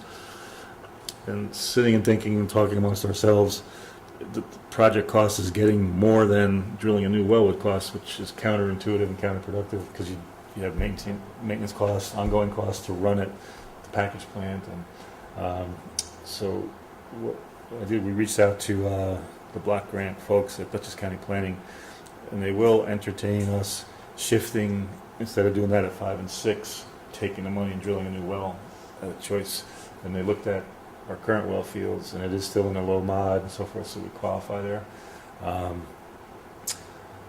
We've gotten preliminary signals from the county that it's a go. We just asked our engineer to give us a recap of what the package plant end cost was going to be formally, and they're going with lagooning wastewater concept, which should be there to maintain too, and reasons why we shouldn't go there. And it's going to take a direct meeting with myself, and maybe Brent will come with me, or I don't know if Sarchuk can make it during the day, but go with the block grant folks and pitch our case. But we're getting good signals that they'll let us convert it. So just wanted to give you an update on that, and essentially get your input and your thoughts. I just can't see, and I think we've had some separate conversations on it individually, where it's pushing like a $200,000 number, and the block grant's $150, and it just makes no sense. We can drill between $1.07 and $1.30. The well can be drilled within that budget. That's the range. They're giving like $1.07, $1.37. So it's We have to get the rest of it for whole costs. So we are looking at just a high level of iron in those things, so it would increase the treatment capacity, which would go a little bit. Then the ongoing maintenance, just to keep the filters running, just seems like that. Not only higher capital costs, but higher operating maintenance costs as well. So this would be a new well, new hookups. It'd be all with the monitors currently in place with the new well, so it seemed like a better situation. Less maintenance in the long run, so shorter upfront capital costs, less operating maintenance costs, so it seemed like a better deal. And if the county's for it, we have the money, so it's even better. it still fits their goals for smart growth and so forth. We pitched that whole thing. Knowing them, they may want an actual resolution. I could draft something for the workshop, just to have something we could take to the meeting. But I think it's got a short timeline too, as far as we should get down there and present our case. And I mean, this grant was supposed to be done by August 1st, so. 31st, I think, but it's, 31st, which is still doable, but we would probably just ask for an extension. We can drill in the summer and have it live probably by October or something, I think. So, but everybody okay with the concept there? Let's see. Item number 3, water phase 2. I think what I'd like to do is defer that to our workshop. Just Brent touched on the PFE, the 3.25% rate. What I wanted to show the board is I have a map upstairs of all the failed pipes recently, and the dollars that were spent over our presumed repair budget, and look at the mathematical implications of it all. But I think it's not for tonight. I think we'll workshop that a little bit and kick it around. And it has to go to the public too, but I think we want to get up to speed on certain things. Let's see. One thing, there's been a lot of talk on the street about the high Central Hudson utility rates. Like I said last meeting, I did send a letter to PSC asking for an explanation. I haven't heard anything back. But then today I got some emails. There's this other concept that could drive up electric rates. It's called the FERC. It's a federal program where they're trying to develop within the lower Hudson Valley an increased rate, like I've heard from 8 to 10% rate increase, to promote regional generation of power. And I personally don't think the area can bear it, and I would like to do a letter to the PSC on that. There's some groups opposing it, saying, hey, look, it's a nice concept, but it's not the time for it, and it's really, where are you going to put power plants in the lower Hudson Valley? There's really not too much out there as far as options. So if it pleases the board, I'd like, I could author a letter and just say that, we're already experiencing rate hikes, and this would be, in my mind, like a non-productive rate hike. You're going to be collecting money, and I don't know where you're going to build this plant. And essentially, we're helping a private company build a plant who can charge us more for power. It doesn't quite make sense to me. So, you guys okay if we do a letter on it? And, One thing in line with Jen's report for Apple Blossom Day, Church Street School wrote to us, they do their annual closing of the Church Street section from Prince to 199 West Market. I'm okay with that. We're okay, we just do that. And then, let's see, I got here, bridge loan resolution. What I wanted to, I handed out when I came in, this goes in line with those factors that I talked about earlier about the budget. We've got the snow overages, the engine repair overage, and when we talked about M&T Bank, what they're looking to do is, we budgeted from $0 to $6,000. We went from 0 to 6,000. Their rep's supposed to come talk to us, but there was some indication that it could even be more than $6,000, which sounds crazy to me, but did she check with you at all today? Yeah. Okay. What that does is it gives us, in the current fiscal year, we're probably going to have, we know we're over in snow, we know we're over in that repair line, and I'm estimating it'd be about $10,000 to $15,000 of budget that may need a funding source so we don't go deficit. And I reached out to Salisbury Bank, who we used when we did the Federal Highway DOT program. We did that bridge loan to protect our cash flow. And we're still have an existing line of credit with them at 1.35% interest. I would like the authority and ability to define, it's going to be, I think, somewhere between that $10,000 and $15,000 of funding we might need as this fiscal year starts to draw down. But we would budget into next fiscal year because we, like I said, we can't go into a deficit situation. And so we'd have about a 30 to 60 day interest timeline at 1.35%. Quite frankly, 1.35% is cheap money, and it would give us a possible cushion. I don't want to pull the trigger until we all concur that it's got to be pulled, but I'd like to set the stages to get it ready between now. We'd have to do this between now and May 1st, so it's, if we're going to do it. You know, so, and really, quite frankly, it's probably between now and April 24th, because that's when we're going to make our final budget talk. So what I drew up was this resolution that we have drafted our tentative budget for 2014-15. The current budget year end is approaching, and it is known that certain budget lines for snow removal materials were exceeded, as well as highway vehicle repair budget line. These overages may be addressed with transfer funds from other budget lines at year end, but that is not certain until the fiscal year figures are reviewed. The potential overages of $15,000 need a funding source where the village can modify its bridge loan by resolution to borrow the shortfall and repay in June 2014 with a budget line increase for said expenses. Whereas there may be a need to reduce the impact on the general fund by exercising the bridge loan for the gap between the payment by the village and the current budget. Whereas Salisbury Bank has an existing line of credit and financial data and offers a bridge loan to the village of Red Hook at 1.35% interest. Be it resolved that the mayor can exercise the bridge loan up to the amount of the shortfall if needed, and the sum plus interest will be inserted into the 2014-15 budget. So trying to be above board with it all and just protect ourselves. Is there a motion and a second? Is there a second? Any discussion from you guys? I know it's not great news, but those overages, we have to deal with them somehow. And But this is if we need it, right? yeah, well, I think the next 10 days we're going to have to study this budget and see, because we know there are some lines that we didn't spend out yet, and then we can move them around. But it's going to be, I think it's going to be something that we have to. It might not be that number 15, but it's probably going to be something. But anyway, any other discussion? All in favor? Aye. Thanks.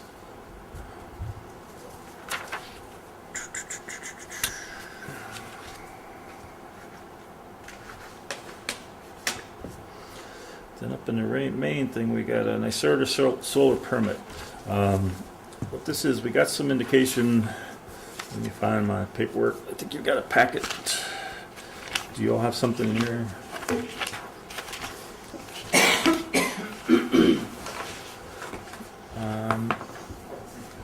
What the state of New York is doing, they have an entity called New York Sun, Solar Powering New York. And they're trying to unify the building departments across the state when applicants and contractors come in for a residential solar project. But I say it's small scale photovoltaic systems. I might have misspoken when I said residential there.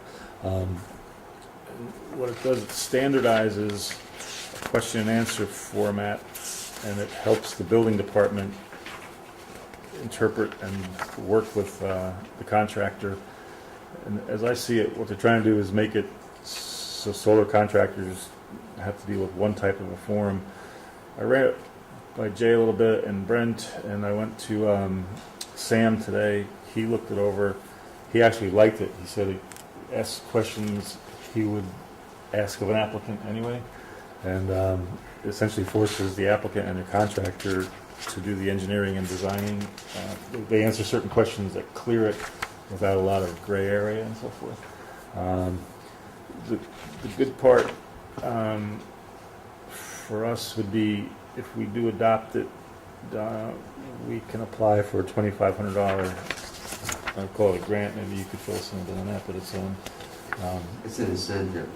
yeah. Basically, it's $2,500 free and clear, no strings attached for Yeah. us to use. So. In talking with Sam, it looks like if we go forward with it, we would just designate this. My thought was, in the resolution I drew up, that we would stay with our existing building fee schedule, building department fee schedule. And But- future revisions, if necessary, to the fee schedule itself. Yeah. But we would have to get access. These, you can print these in color, and they look real nice. You know, the building department would have to know about these, A, and then B, have them to give an applicant for solar array. But the beauty of it, I think, that all the acknowledged solar contractors would know about this and have access. They would print it off the internet themselves and come in with it. You know, so our building people should still have their own copy, but it's not necessarily that they would have to hand it out. But I don't see a downside with. At first, I thought, is it streamlined really? Yes or no? But when talking with our people and with Sam, it does focus it. It does center it, so to speak. And what I thought we would do is I drew up a resolution, but then on Jay's point there, we could add a word or two.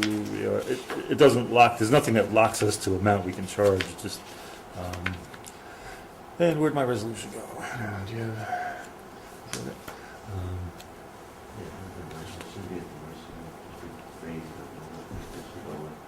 I just want to be sure that if we made adjustments to what we do, this wouldn't restrict us from making those movements.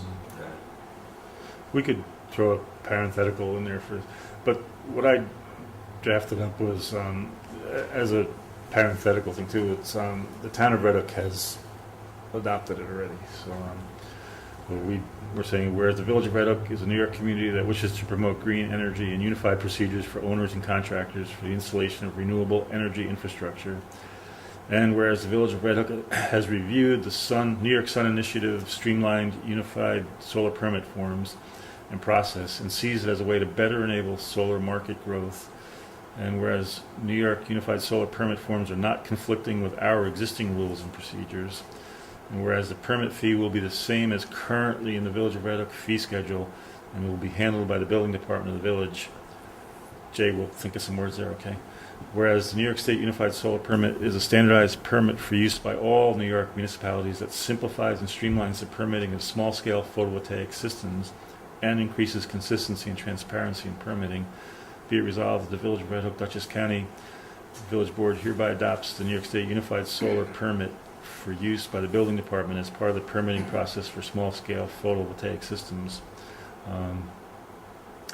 Up in the fee part, Jay, if we said his permit will be the same as currently and any future adjustments or something? Or as revised or future adjustments, any sort of language like that, I think Okay. would be fine.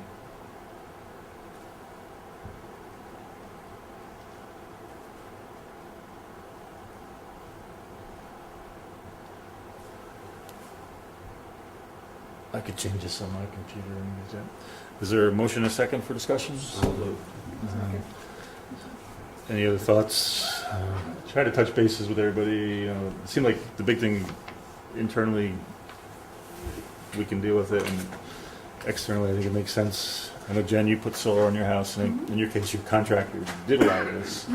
And this sort of makes it standard everywhere, which probably helps things happen. That's my discussion. What resolution number is it? 8. Is there any other discussion? All in favor? I- Aye, thank you. Let's see, we got that.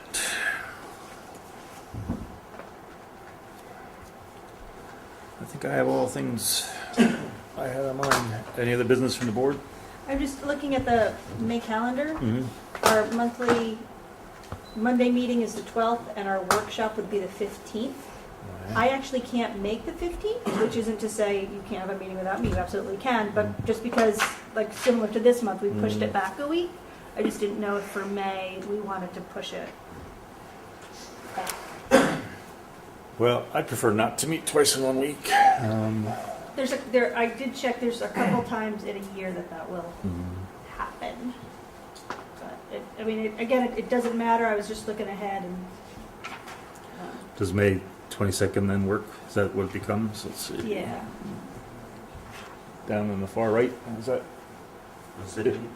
Instead of meeting twice the same week, we'll, Instead of Do the the third. 15th of May, it'll be the 22nd. No, I'm gonna make it. you're not here? Workshop at the library. And you're not here the 15th? 22nd?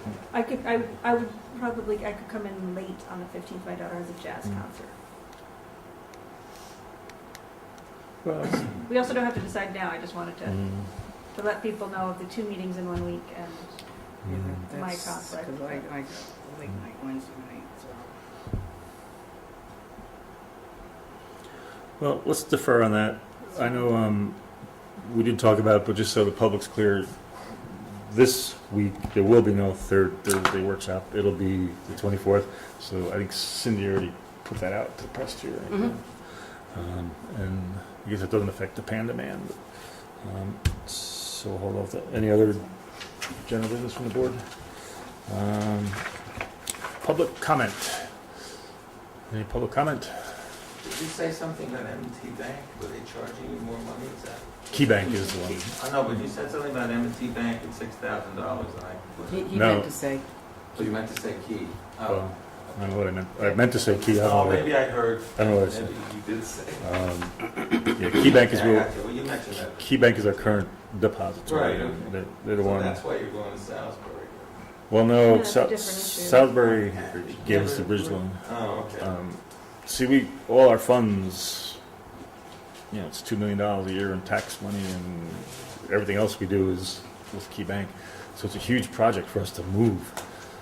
It's like, and it's so So you did a lot. so it's accessible too. Like they can walk over with deposits, and it's like, I just, so we're trying to talk to it's an them. expensive walk. Yeah, now it will be. It used to be, but Ed, did you have a total on the police budget? You know what I mean?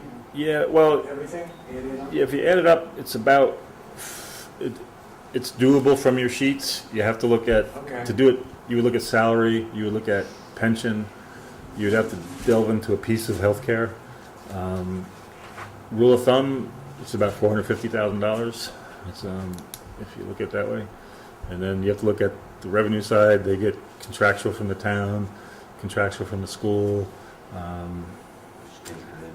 You like grants and then bunny, different things. So there's up in the revenue side too. You have to take that number and look at it against the expense side. So, but you have to do the math. If you look at, we have full-time employees, six full-time employees, and 2 of them are cops. So 2/6 of the health care budget line would be in there, and then there's their own pension line. You'll see there's a regular employee pension line, and then there's a police pension line. You would want to look at that number, but that if you add those and do the math, it's about $450. Other than that, that's all I've got. We did a lot of nitty gritty tonight. Thank you.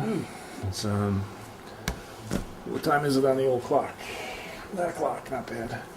Mr. Chap is working in cold storage today in Amsterdam, New York. So 0 degrees. he made it. We didn't know if he'd come in with frostbite or whatever, but he seemed all right. And then, like you said, Zarchuk, he couldn't make it, but thank you, everybody. I think with that, we would make a motion to pay bills after audit. Is there a second? All in favor? Second. Aye. Aye. And then Mr. Kowalczyk, you want to do the honors? I'd like to make a motion that we adjourn this evening's meeting. Is there, all in Cindy favor? doesn't want to. All in favor? Aye. Aye. Okay, guys, good night.